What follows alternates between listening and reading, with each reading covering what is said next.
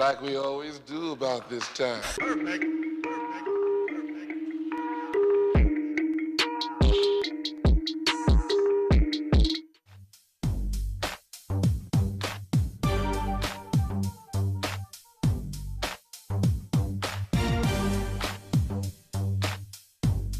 Wake up! Wake up! Morning, everybody. It's Monday after Christmas. Currently 1 degree. It's very cold. We're supposed to get some snow today. I did have a little bit of ice and frozen rain on the windscreen this morning when I got in the car. But I'm on my way to work. Hope you had a blinding Christmas with the family. Ate lots, drank lots, stayed safe. I'm going in this morning to sort out a couple of Christmas presents for people. We've got a Suzuki Swift having a Pioneer fascia kit, DAB, Bluetooth, all that stuff. And then I've got a Mercedes C220, which is a dealership in Swindon. It's like their pool car, but they want to put CarPlay in it, so it's kind of nice for the people that use it. So we'll do a little upgrade on that today too.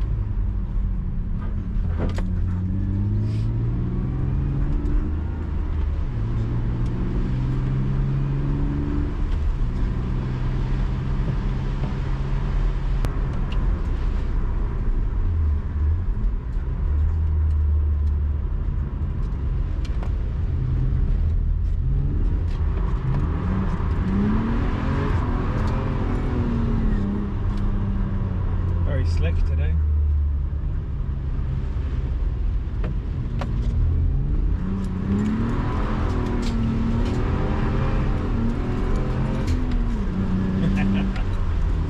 Start as you mean to go on.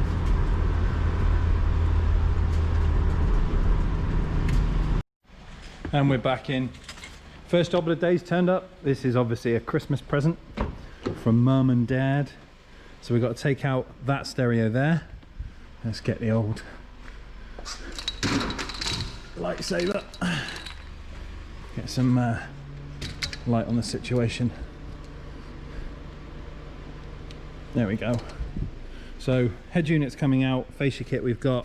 Pioneer SPDA 250 we've got.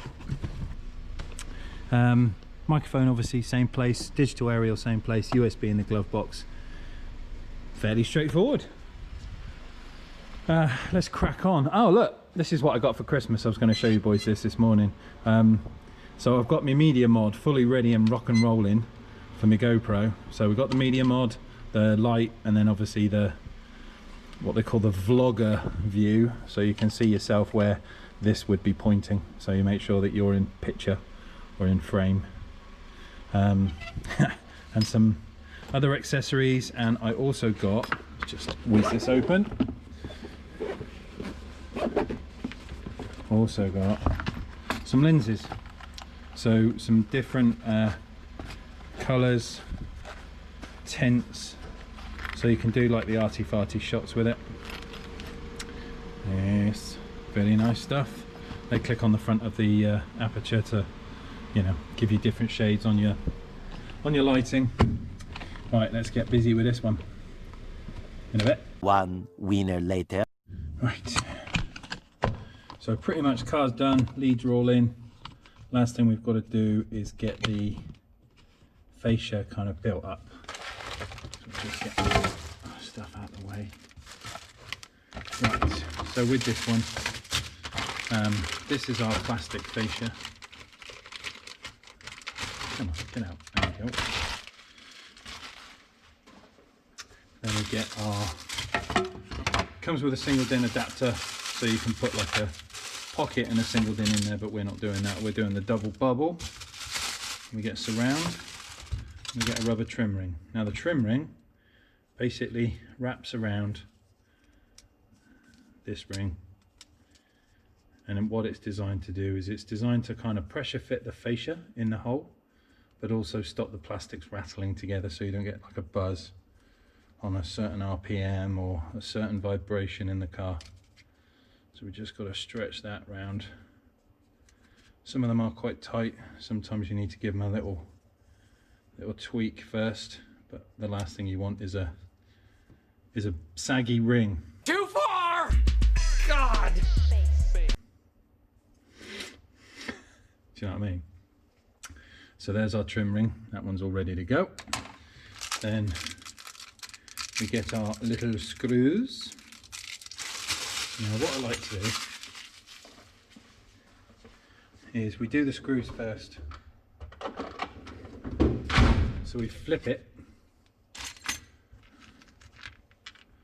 Obviously we've got our 2 side brackets and we've got our three ports for our screws. So we're going to get our screws in first. Not all the way. We don't need to put them in all the way. Screwdrivers on both sides. Let's have that one. So we just want to get them in just so they're kind of on their way. This does one or two things. It makes your job easier fitting the side brackets. And it also gives you a head start where you're not trying to hold 50 things at once because you're not an octopus. So we got our screws in. Oh, they gave us 1 extra. That's good. Usually there's not enough. So get those in. 3, 4, 5, 6. In. That's our 6th one. And obviously our radio is going to sit here and these are going to sit on the side of the cage. So you've got right and left, obviously depending on your fascia. So this would be the right side. So what we do is we get our little cutouts, slide them in where they need to go. It is quite tricky and it is quite fiddly. This is why we put the screws in first, because you'd never hold all this together and screw at the same time. And then with your hand supporting the back, we start with the middle one and we tighten it down onto the bracket. Now you're not going for 900 Newton meters because you will squish the bracket. It's not a hole, it's like a slip. If you torque it down too much, you'll just pop the bracket out the back and it won't hold toffee. The idea is that it's everything working together that gives it its strength. So once the radio's in and bolted, it's the 2 side bits that don't move along with the screws on the front that give it support. Same again, in at the sides, give it a little tweak in so it's in the holes. Different kind of tweaking, not this.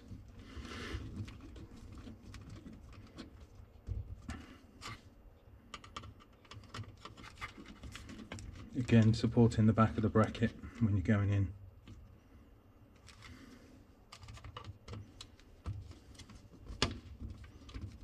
And I'm doing this on a rubber surface, obviously not to mark the fascia. So, there we go. So our brackets are now in. And then what we're going to do, obviously this is up. Radio, we don't need that trim. Back in the car for the customer. Obviously check which way up your radio is going. Oh, we've got a stupid sticky mark on it again from that bloody CarPlay label. God.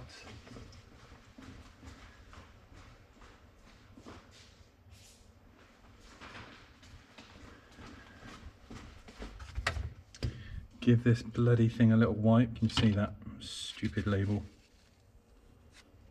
Is it gone? Yeah. Right. And we're gently putting this in, finding its little hole. Now what you will find is it goes all the way through, but the whole point of this is we're going to make an adjustment for this to sit in that will only let the fascia sit in so far. So we get our fascia, we pop our ring in because that's going to grip onto the sides. Now that's basically giving us a point of where the fascia will go no more. Again, make sure it's the right way up. It'll be the first time I've done that.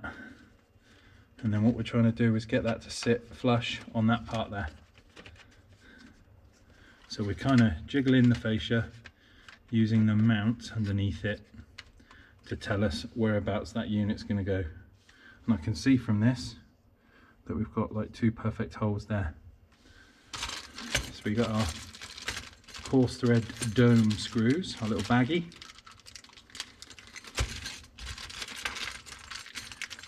Rip it open. Probably should have done this with more hands than one. Right, so we get the fascia in on its hole, so that's nice and tight. And then, by the powers of magic, get one screw in there.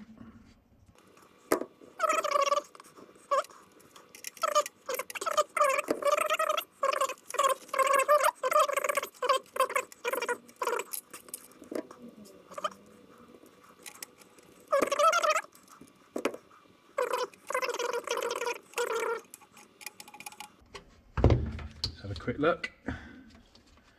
There we go, nice and level. Let's just tighten up this side too. Torque. Bit of torque. Right. Looks good. Let's go and get it in the car. We've got a microphone or DAB aerial. I'll run everything through here. The only thing I need to do now, get my steering control harness, go onto the car loom first, sorry, radio loom first, and then into the back of the Pioneer, so that when we plug in our power feed to the car's radio loom, it instantly learns that our radio is Pioneer. If you plug it in with nothing connected, the CAN bus doesn't know what radio it's connected to. USB, get that in the hole. We've got our radio, and that's good. Somebody's tied in the aerial with a very large cable tie. Pop that out, there we go. Aerial's plugged in. And last but not least, our car steering control harness. This is actually the same as a Honda plug, this one. That goes in. Get that in the back of the dash. Cables in out the way. Right. Now, that's going to sit there lovely. Beautiful. Right, let's get the car's keys. Turn this bad boy on.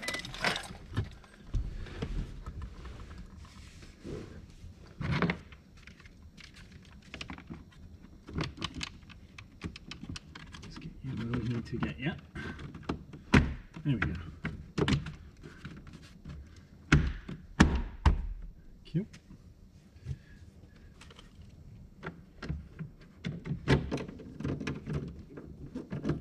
Bolt in for the airbag. Pillar trim on, get the rubber seal back in.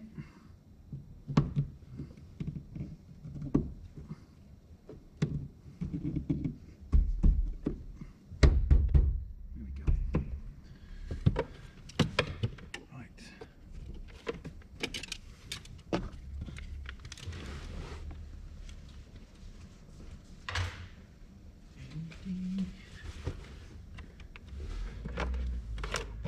Glove box back in.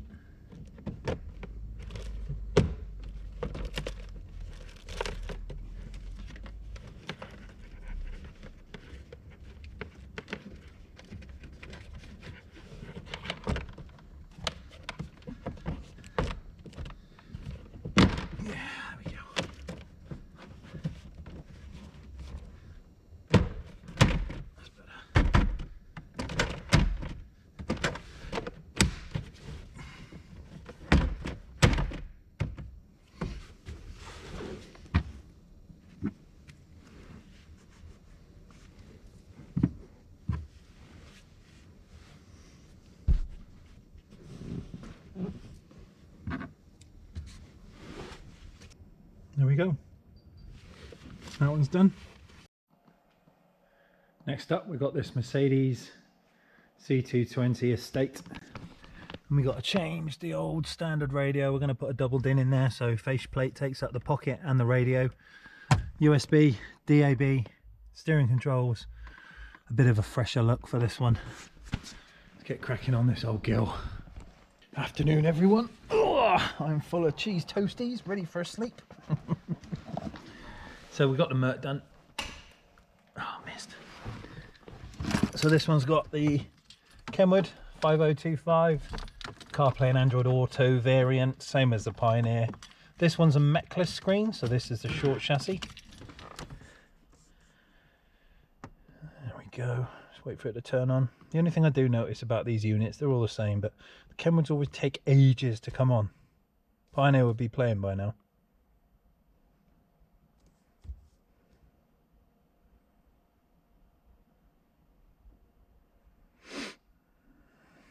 So there's our mic and our dab. Still waiting. Steering controls all working.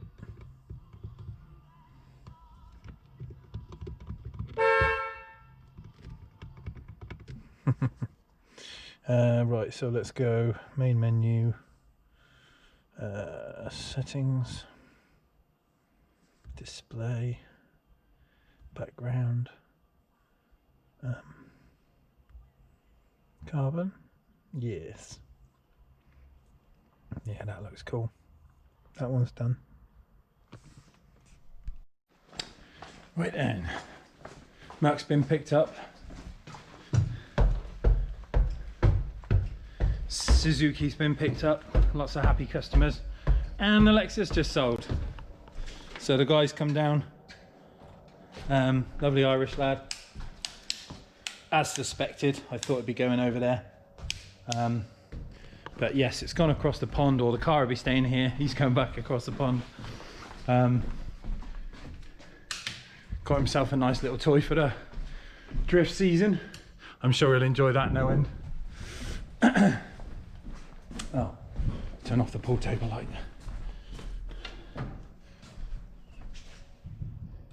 There you go. But that's about it. Monday madness. I'm gonna get my ass home, get some tea, work on some more content that we got coming up, bits and bobs, and I will see you all. Work on again tomorrow, bright and early. It is a Tuesday, but it's the non-snap-on variety. Jodie's taking a day off, don't blame him. Or should I say a week off. But yes, he's taking a break. So I'll be back at it. We've got a VW Borer in tomorrow, I think it is, for a full system, head unit, Pioneer. We're doing active sub, speakers, front and back. Should be a good one.